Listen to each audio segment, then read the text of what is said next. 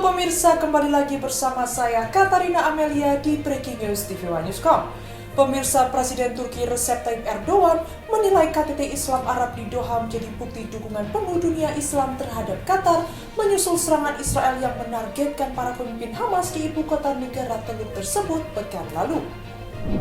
Informasi lainnya, pemirsa, Perserikatan Bangsa-Bangsa atau PBB untuk pertama kalinya menyatakan agresi Israel di jalur Gaza sejak Oktober 2023 sebagai kejahatan perang genosida.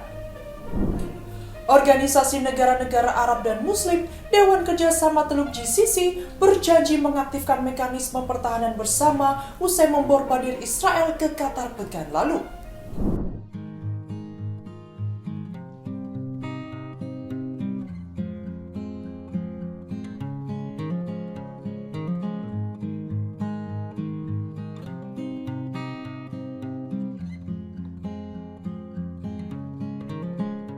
Organisasi Negara-Negara Arab dan Muslim, Dewan Kerjasama Teluk GCC, berjanji mengaktifkan mekanisme pertahanan bersama usai bombardir Israel ke Qatar pekan lalu. Komitmen itu menjadi salah satu hasil konferensi tingkat tinggi GCC yang digelar di Doha mulai 15 September.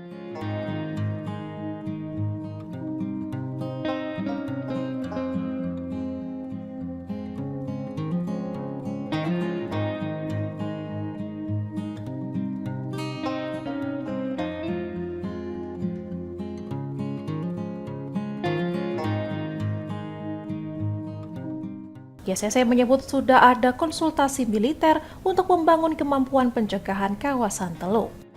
Usulan pembentukan aliansi pertahanan regional ala NATO datang dari Mesir dan melibatkan 22 negara Liga Arab dengan sistem komando bergilir. Nantinya pasukan gabungan itu akan mencakup unit darat, laut, udara, hingga pasukan komando dengan seorang sipil sebagai sekretaris jenderal.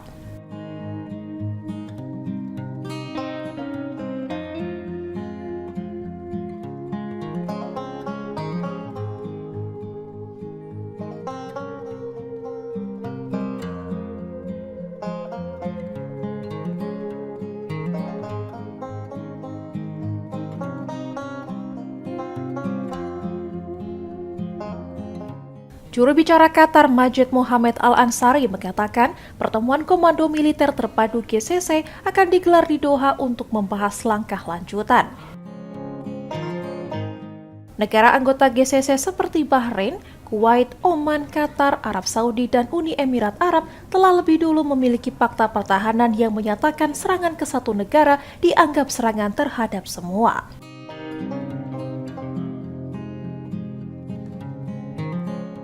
Dalam komunike bersama, negara-negara Arab dan Muslim mengutuk serangan Israel ke Qatar, menegaskan solidaritas serta menolak ancaman lanjutan.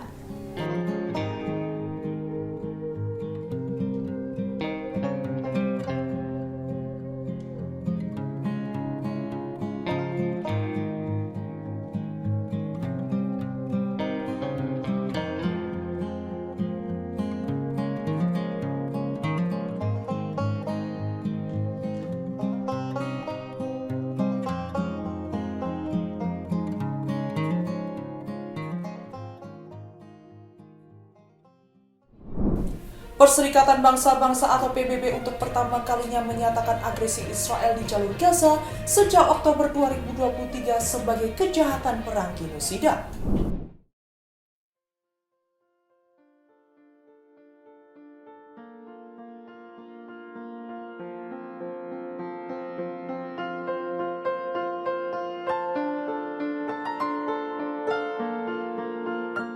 Perserikatan Bangsa-Bangsa untuk pertama kalinya menyatakan agresi Israel di jalur Gaza sejak Oktober 2023 sebagai kejahatan perang genosida. Ketua Komisi Penyelidikan Internasional Independen PBB mengenai wilayah Palestina yang diduduki, Navi Pillay, menyampaikan pengumuman tersebut pada Selasa 16 September.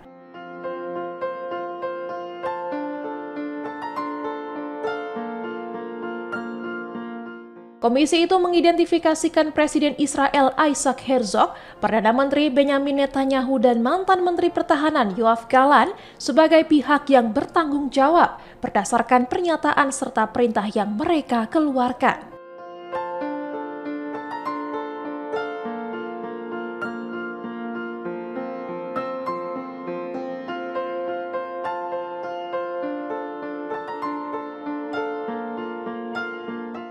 Pillay menegaskan bahwa mereka ketiganya bertindak sebagai agen negara, maka tanggung jawab hukum jatuh kepada Israel sebagai negara yang melakukan genosida.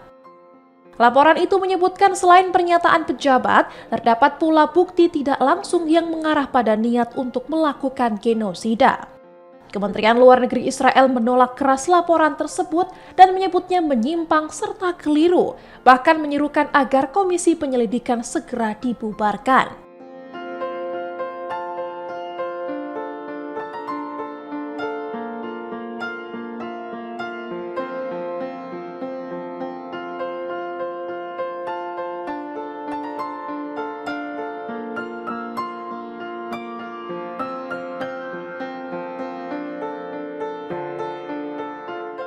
Israel melancarkan agresi ke Palestina sejak Oktober 2023 dengan serangan yang menyasar warga sipil dan berbagai infrastruktur penting.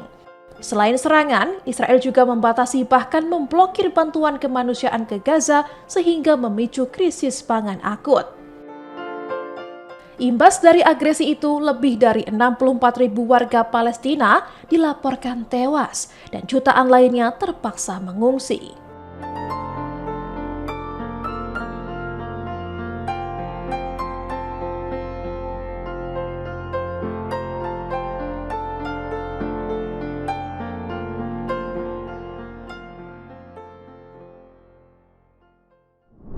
Israel pada Senin 15 September 2025 menyerang dan menghancurkan gedung Al-Ghefari di Gaza Barat setelah sebelumnya memperingatkan keluarga pengungsi yang berlindung di dalam maupun di sekitarnya untuk segera meninggalkan lokasi.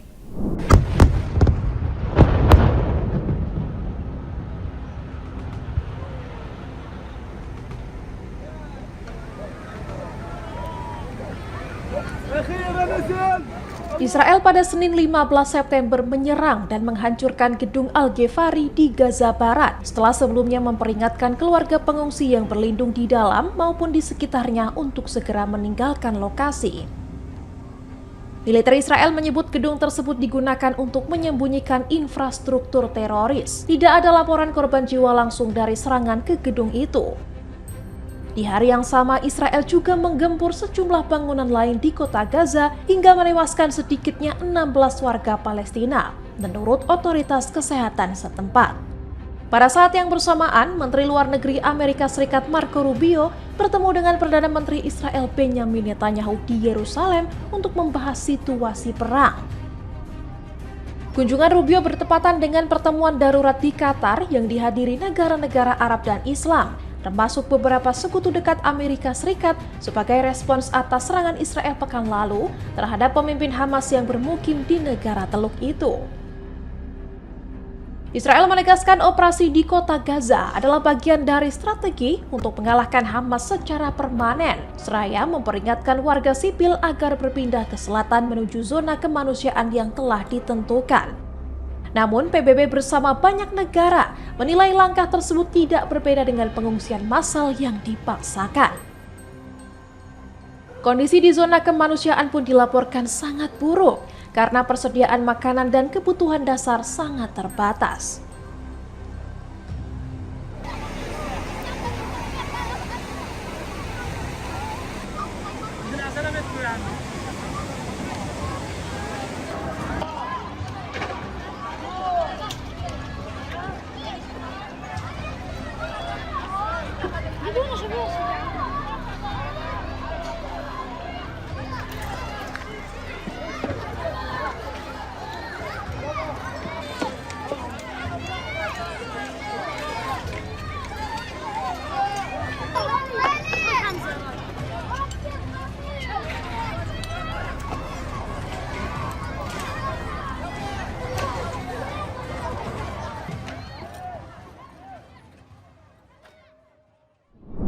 Para dokter asing yang menjadi sukarelawan di Gaza melaporkan telah menangani lebih dari 100 anak dengan luka tembak di kepala atau dada.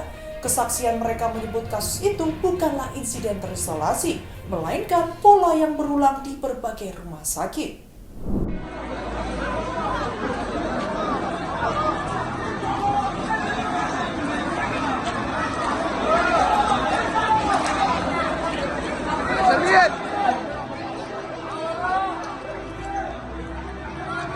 Para dokter asing yang menjadi sukarelawan di Gaza melaporkan telah menangani lebih dari 100 anak dengan luka tembak di kepala atau dada.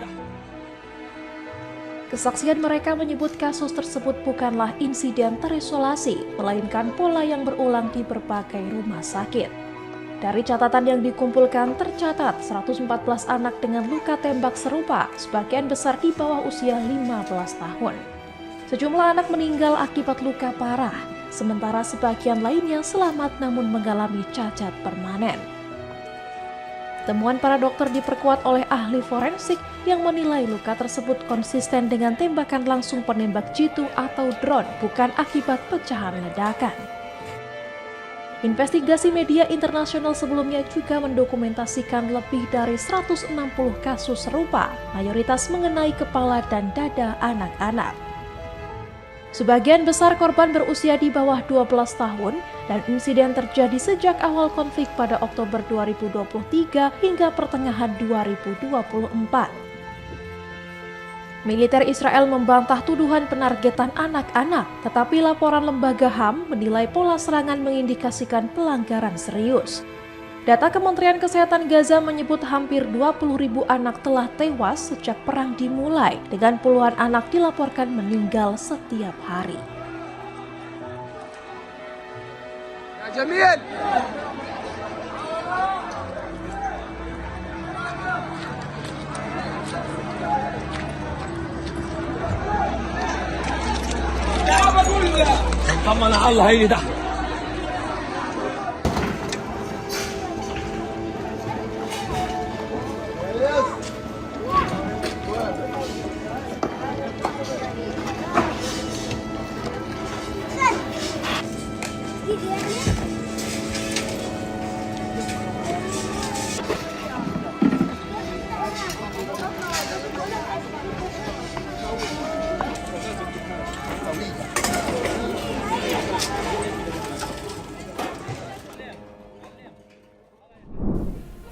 Perdana Menteri Israel Benjamin Netanyahu untuk pertama kalinya mengakui negaranya tengah menghadapi isolasi internasional yang kian berat. Ia menegaskan Israel harus bersiap dengan mengandalkan kemandirian, termasuk dalam produksi senjata. ואנחנו גם יודעים שיש עכשיו ניסיון של הטלת מצור על ישראל על ידי גופים שונים ועל ידי מדינות שונות, בראשם קטר. קודם כל מצור תקשורתי שממומן בכסף ענק. Perdana Menteri Israel Benjamin Netanyahu untuk pertama kalinya mengakui negaranya tengah menghadapi isolasi internasional yang kian berat. Ia menegaskan Israel harus bersiap menghadapi tekanan global dengan mengandalkan kemandirian, termasuk dalam produksi senjata. Dalam konferensi yang digelar Kementerian Keuangan Israel pada Senin, 15 September 2025, Netanyahu menyampaikan peringatan serius kepada rakyatnya. Ia menilai situasi yang dihadapi Israel saat ini berbeda dari sebelumnya dan menggambarkannya sebagai bentuk isolasi. Menurutnya, Israel harus menyesuaikan diri dengan ekonomi yang lebih mandiri. Ia menekankan bahwa negaranya tidak bisa lagi bergantung pada pasokan senjata dari luar. Kemandirian dalam pertahanan, menurut Netanyahu, menjadi kebutuhan mendesak karena risiko embargo semakin besar seiring memburuknya citra Israel di mata dunia. Pernyataan tersebut menandai perubahan tajam dari sikap pemerintah yang selama ini kerap menolak anggapan adanya keretakan hubungan dengan komunitas internasional. Ini juga menjadi pertama kalinya Netanyahu berbicara terbuka mengenai ancaman kesulitan ekonomi akibat krisis diplomatik. Israel saat ini menghadapi gelombang kecaman global terkait perang di Gaza dan serangan udara ke Qatar pekan lalu. Beberapa negara barat, termasuk Inggris, Spanyol, dan Kanada, sudah menghentikan ekspor senjata ke Tel Aviv. Selain itu, negara-negara seperti Prancis, Australia, Norwegia, dan Spanyol juga sudah mengakui Palestina dalam sidang Majelis Umum PBB bulan ini. Langkah yang semakin mempertegas keterasingan Israel di panggung internasional.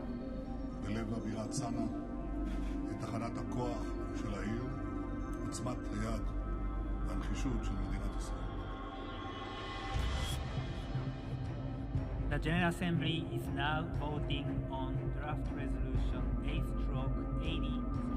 L1/Revision 1 entitled Endorsement of the New York Declaration on the Peaceful Settlement of the Question of Palestine and Implementation of the Two-State. Presiden Turki Recep Tayyip Erdogan menilai KTT Islam Arab di Doha menjadi bukti dukungan penuh dunia Islam terhadap Qatar, menyusul serangan Israel yang menargetkan para pemimpin Hamas di ibu kota negara Teluk tersebut pekan lalu.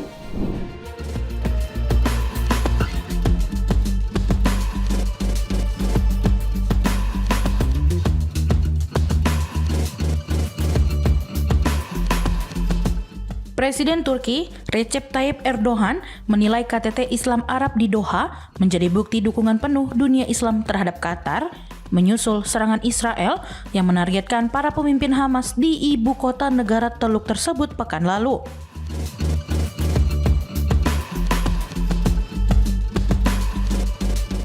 Dalam pidatonya, pada Senin 15 September 2025, Erdogan menyatakan serangan Israel ke Doha telah meningkatkan level kejahatan Tel Aviv ke tahap baru.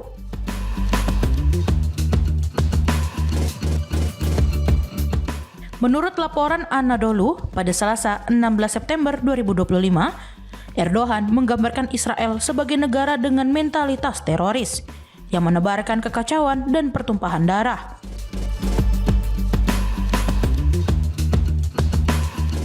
Menurut Erdogan, Perdana Menteri Israel Benjamin Netanyahu tidak lagi bisa menyangkal bahwa kebijakannya bertujuan melanjutkan pembantaian dan praktik genosida di Palestina, sekaligus menciptakan ketidakstabilan di kawasan. Ia menekankan perlunya mengintensifkan upaya diplomatik untuk memperkuat tekanan dan sanksi terhadap Israel.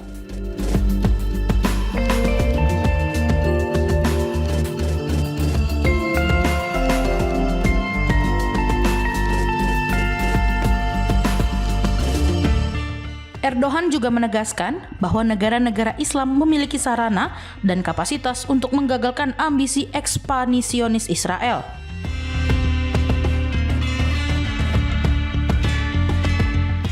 Turki, kata dia, akan tetap konsisten memperjuangkan berdirinya negara Palestina berdasarkan perbatasan 1967 dengan Yerusalem Timur sebagai ibu kota.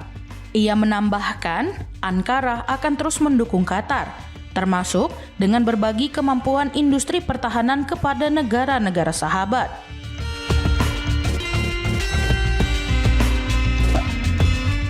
Erdogan menyerukan agar kerjasama dunia Islam ditingkatkan guna memastikan kemenangan politik dan diplomatik dalam beberapa dekade mendatang.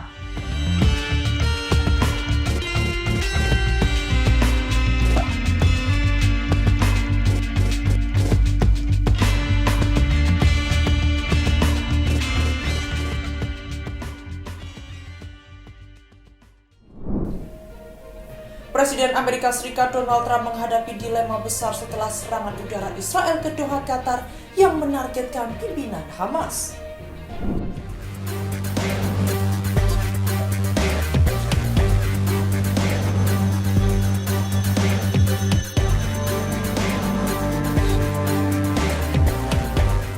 Presiden Amerika Serikat Donald Trump menghadapi dilema besar setelah serangan udara Israel ke Doha, Qatar yang menargetkan pimpinan Hamas.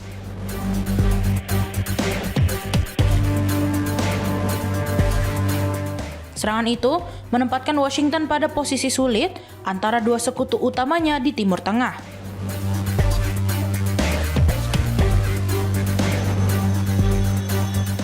Mengutip Newsweek, Selasa 16 September 2025, insiden 9 September tersebut melemahkan peran Qatar sebagai mediator dan merusak upaya perdamaian yang difasilitasi Amerika Serikat.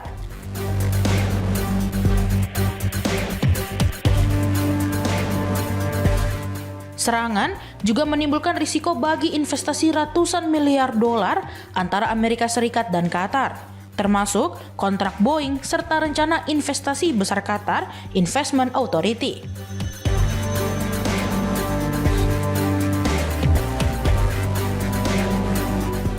Di sisi lain, Israel tetap menjadi mitra strategis utama dengan bantuan militer tahunan bernilai miliaran dolar.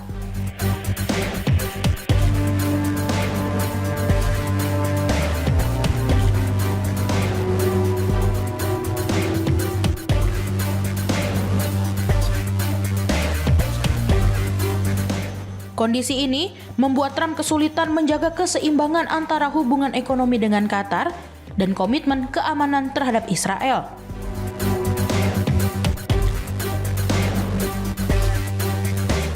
Pertemuan darurat Arab Islam di Doha pun mengecam serangan Israel. Sementara Qatar memperingatkan kemungkinan meninjau ulang investasinya di Amerika Serikat.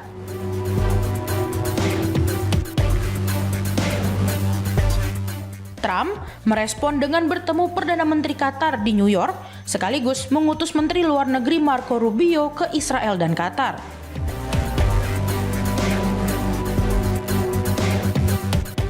Krisis ini memperlihatkan rapuhnya aliansi Amerika di kawasan, sekaligus menguji strategi Trump dalam menyeimbangkan kepentingan dua sekutu yang kini berseberangan.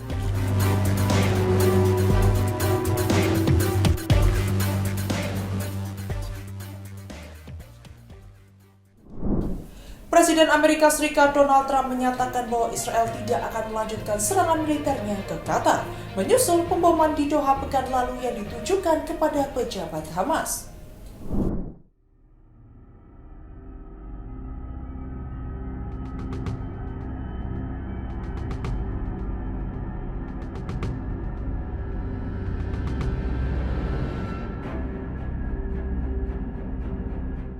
Presiden Amerika Serikat Donald Trump menyatakan bahwa Israel tidak akan melanjutkan serangan ke Qatar, menyusul pemboman yang terjadi di ibu kota Doha pekan lalu.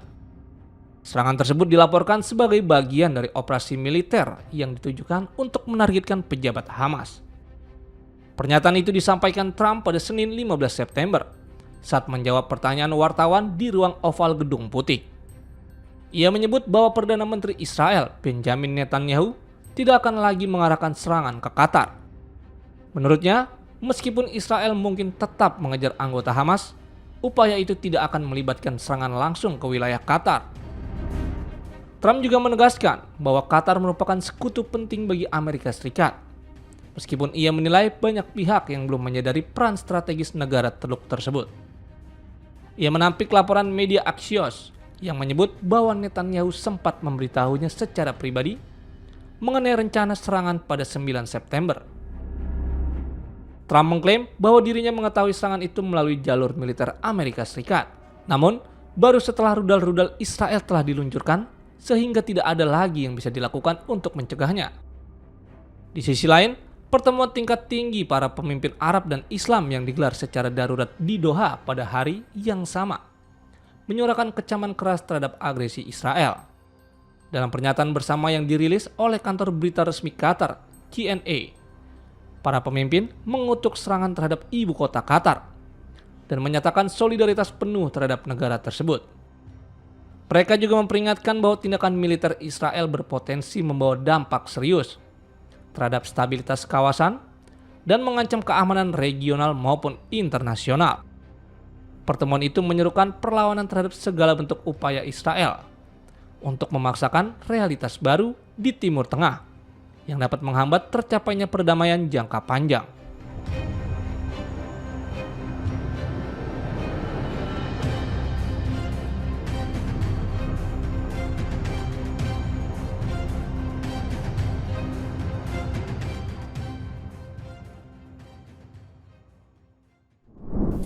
KTT Darurat Islam Arab di Doha, Qatar pada Senin 15 September 2025 menghasilkan deklarasi yang mengecam keras serangan Israel terhadap para pemimpin Hamas. Serangan yang disebut pengecut itu terjadi ketika rombongan Hamas tengah membahas tawaran gencatan senjata di Gaza.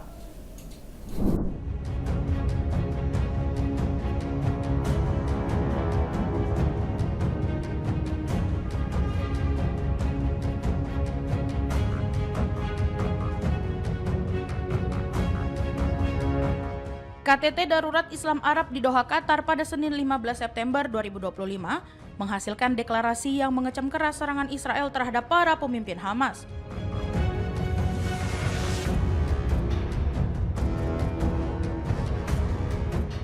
Meskipun forum tingkat tinggi antara negara-negara Organisasi Kerjasama Islam atau OKI dan Liga Arab itu tidak merumuskan langkah balasan langsung, Dewan Kerjasama Teluk atau GCC menyepakati pengaktifan mekanisme pertahanan kolektif.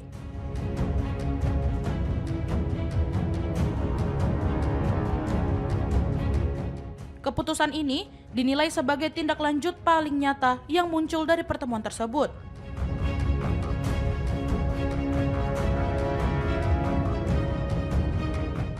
GCC yang beranggotakan Bahrain, Kuwait, Oman, Qatar, Arab Saudi, dan Uni Emirat Arab memiliki fakta pertahanan yang bisa dijalankan untuk melindungi keamanan kawasan.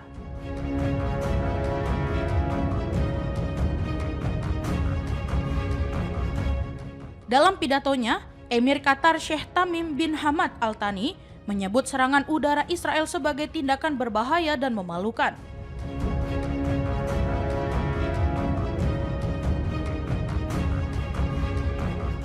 Sheikh Tamim mengatakan bahwa ibu kota negaranya dijadikan sasaran dengan menargetkan keluarga pimpinan Hamas dan tim negosiasi mereka.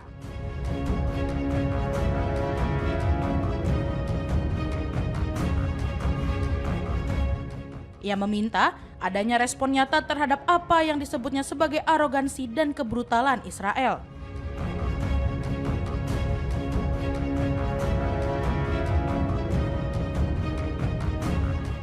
Ia juga menilai serangan itu membuktikan Israel tidak berniat mencapai perdamaian, melainkan berusaha menggagalkan perundingan yang bertujuan menghentikan perang di Gaza.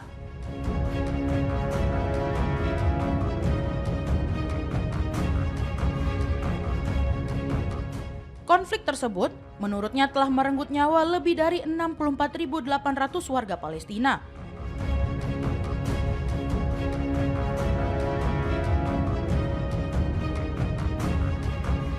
Dalam pernyataannya, Sheikh Tamim menyinggung ambisi ekspansionis Israel.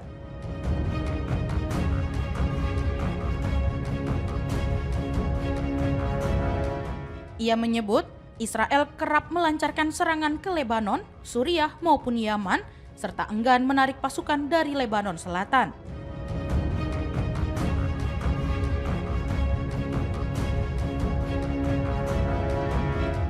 Ia menambahkan bahwa Perdana Menteri Israel Benjamin Netanyahu berhayal menjadikan dunia Arab sebagai bagian dari lingkup pengaruh Israel.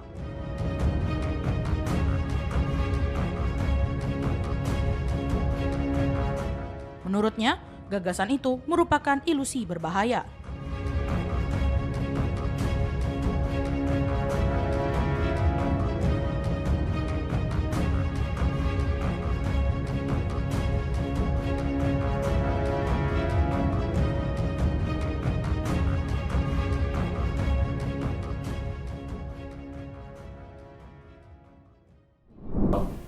Serangan udara Israel ke Doha pada 9 September kembali memunculkan spekulasi mengenai kemungkinan Qatar memiliki hulu ledak nuklir.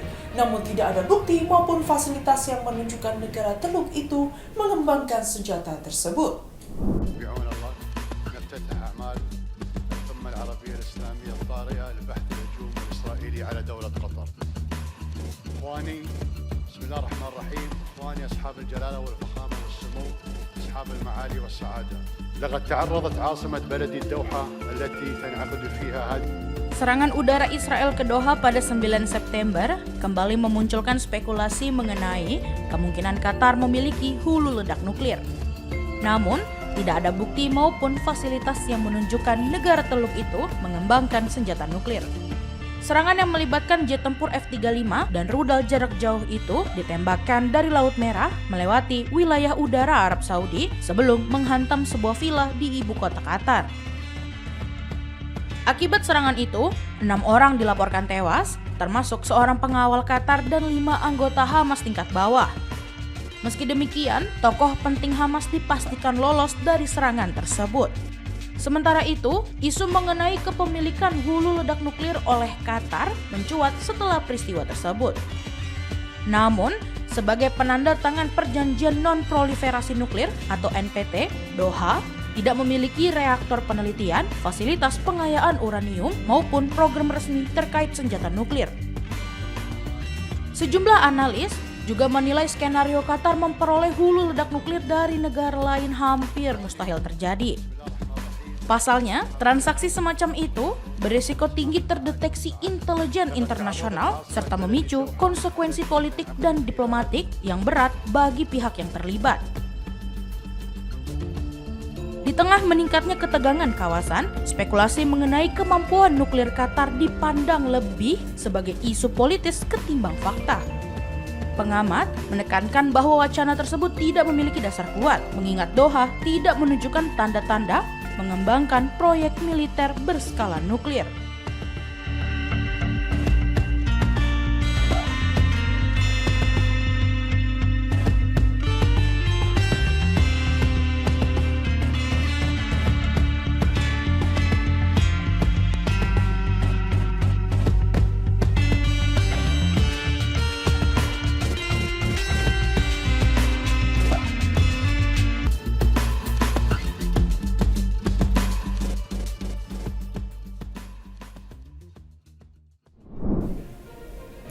Demikian informasi yang dapat kami sampaikan pemirsa. Terima kasih telah bergabung bersama kami. Saya Katarina Amelia dan seluruh tim yang bertugas mengucapkan sampai jumpa di Breaking News TV One Newscom berikutnya.